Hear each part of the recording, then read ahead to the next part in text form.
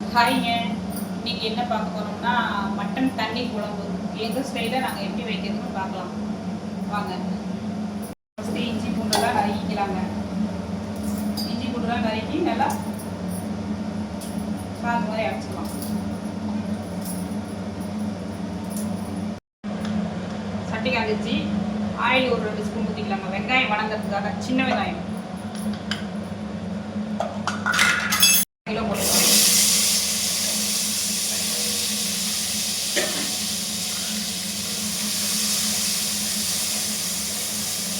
சோம்பு, 1 ஸ்பூன் ஜீரகம், ஒரு 1/2 டீஸ்பூன் மிளகு. வெங்காயத்தையே போட்டு வதக்கிக்கலாம்.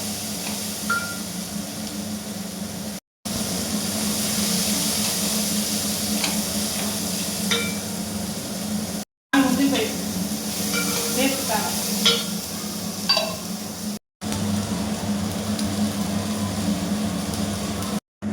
தக்காளியை ஸ்லைஸாக கட் பண்ணி எடுத்துக்கலாம்.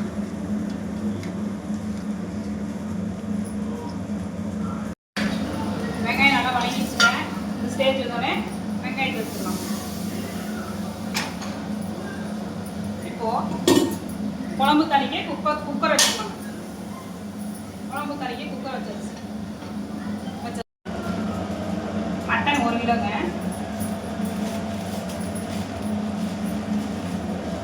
போட்டு நல்லா வாஷ் பண்ணி எடுத்துக்கலாங்க.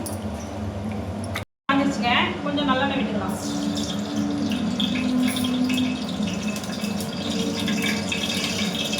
சோம்பு,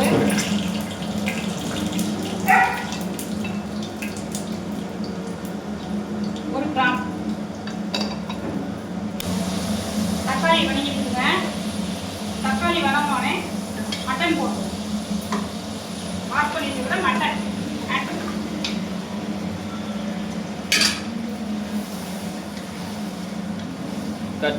மட்டன் நல்லா வணங்கி வரட்டுங்க. மட்டன் சுருண்டு வணங்கி வர வரைக்கும் நம்ம தேங்காய் திருவி எடுத்துக்கலாம். தேங்காய் திருவி வச்சாச்சுங்க. இப்போ அதுக்குள்ள கறி நம்மளுக்கு வணங்கிடுச்சு. சுருண்டு நல்லா சுருண்டு வந்துருச்சு.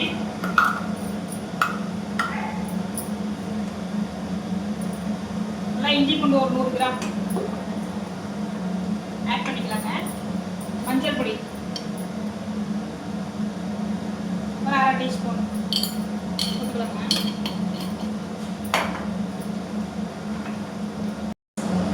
இஞ்சி பூண்டு வாசனை மஞ்சள் வாசனையெல்லாம் வெளியில் போட்டுங்க. கருவேப்பிலையிலேயே ஒரு கொத்து போட்டுக்கலாங்க.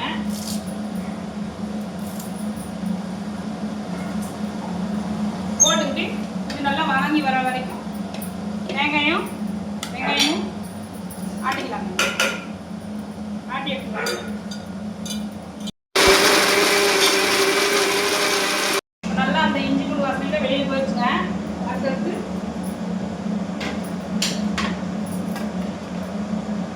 காரத்துக்கு ஏற்ற மாதிரி 1 ஸ்பூன் மிளகாய் போட்டு,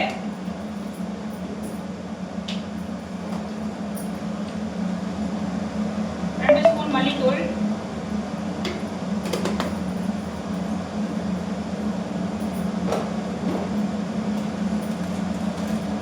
கொஞ்சமா கறி மசாலா பொடி,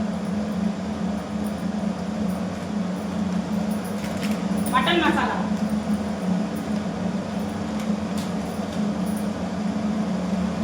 போட்டு நல்லா வதக்கி விட்டுருங்க. மசாலா நல்லா வதங்கிடுச்சுங்க. இப்போ கல்லுப்பு போட்டுக்கலாம். கல்லுப்பு தேவையானது போட்டு தண்ணி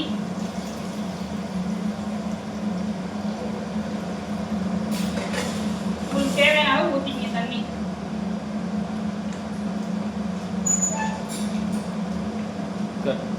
தேவையான அளவு தண்ணி ஊற்றி க்ளோஸ் பண்ணி ஒரு விசில் வரட்டும்.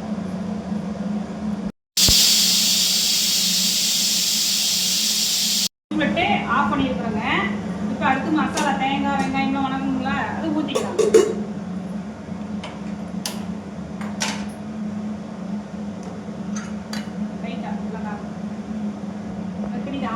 இப்போ இந்த மாதிரி ஒரே விசில் தான் விட்டுருக்கோம். இப்போ அடுத்து மசாலாலாம் போட்டு